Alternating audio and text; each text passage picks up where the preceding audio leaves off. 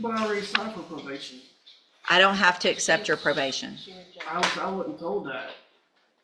Yeah, you actually were, because we reset your case for sentencing.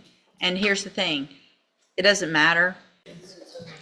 All right, are you Robert Lowe? Yes, ma'am. And so Mr. Lowe was previously in court, entered pleas of guilty to 3 cases of possession of child pornography. There was an agreement in those 3 cases for a 7-year deferred probation and a $1,000 fine with dismissals, I think, in 3 or 4 other cases. I've received the pre-sentence report. Has everyone had an opportunity to review that report? Yes, Your Honor. I feel like this is different from some of these types of cases, because Mr. Lowe was actually involved in creating with his own family member victim, who was very young, 5 years old. So this wasn't I downloaded something and didn't realize what I was downloading. This is very different. This is a family member that was victimized because of this. Don't talk right now, okay? And so for those reasons, I do not feel comfortable accepting deferred probations in these cases. So I'm going to reject those plea offers. I don't know, honestly, I haven't thought more about what I would be amenable to, other than potentially just letting a jury decide. I'll reset it one time, you guys negotiate, see where you are on it, and if you come up with something, you can contact me. Otherwise, we'll get rejections and get his cases set for trial and let a jury decide one way or the other, okay? I'm just not comfortable with this at all. You can go back with the bailiff. But I already signed for probation. I don't have to accept your probation. I wasn't told that. Yeah, you actually were, because we reset your case for sentencing. And here's the thing, it doesn't matter if you were or not. I'm not accepting the plea agreements, okay? There's nothing you can do at this point other than Ms. Holmes will be out there to visit with you about any other options.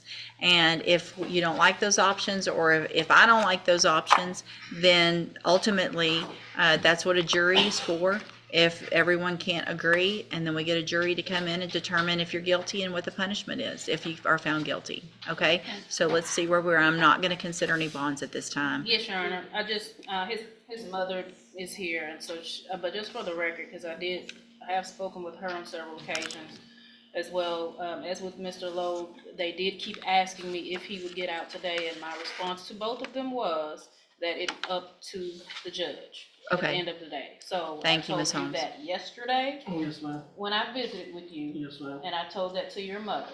Yes, ma'am. That ultimately it's up to the court on whether you would be released today and placed on probation.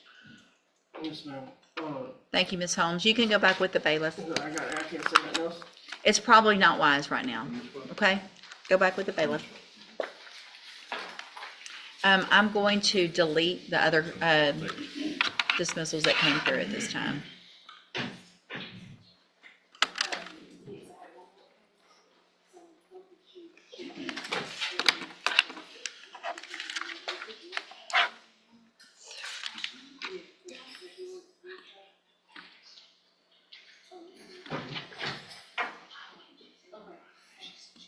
All right, Ms. Holmes, on John Dre Willis. Yes. There's no paperwork on this, right? Not today. Okay. Let's get Mr. Willis. I tried, I didn't get a response. Okay.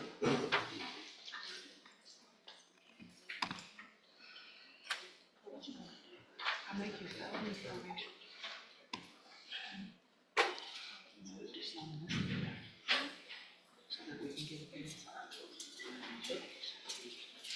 And maybe the same conditions. Well, good morning, you're John Dre Willis. And this is 25 DCCR 1048. Mr. Willis is charged with burglary of a habitation. What is the announcement? Judge, I can, if you, Okay.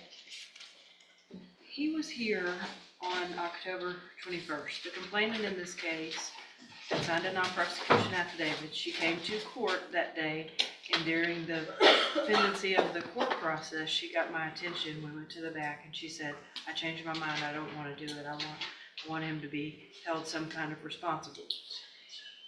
Based on that fact, I took that non-prosecution affidavit, kind of out of the equation, and the court imposed the bond conditions by agreement Yeah, that the bond would be reduced at $7,500. He was to have no contact with her or GPS, and he had to go and live with his mom in Iberia Parish, Correct. and we have the address.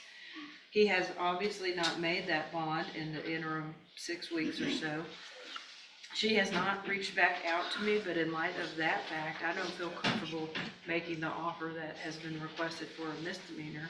I would be willing to offer a felony probation with the same conditions pending a PSI. I just think a PSI would be important. I've tried to call her this morning with no answer. I can either... This is where courtroom negotiations get incredibly complicated. The alleged victim has changed her story more than once, and now the prosecution is trying to avoid making a decision that could backfire later. The judge, meanwhile, is carefully weighing safety, credibility, and fairness all at the same time. And with a firearm previously mentioned in the case, even reduced concerns still carry serious legal weight. Either make that offer pending a PSI, or I could ask you for 1 week and see if I can get a hold of her. I just don't want her to feel blindsided by it because she's gone back and forth. I'm not saying that she hasn't gone back and forth, but I think there needs to be some things in place. There was also a gun involved. We were able to determine that she actually found it, and it was not as big of an issue as we had initially thought, which is why my willingness to make the felony probation offer. I just think that's in my best interest. so why don't we do this? I mean, I did reduce that bond, I found that, let's reset it to next Tuesday. See if you can get in touch with her, if that changes anything with regard to any agreements, and if it doesn't, then I would potentially reconsider that bond number to something that he was able to make with those same conditions. I think that would be proper for everyone's safety, but we could make the same conditions with a lower bond. So let's reset it to next Tuesday. And just like that, the case gets pushed another week down. The road, no final deal, no immediate release, and plenty of unanswered questions. Cases like this show how unpredictable the justice system can become when emotions, relationships, and conflicting statements collide. So what do you think? Was the judge being cautious and responsible here? Or overly hesitant? Let me know in the comments.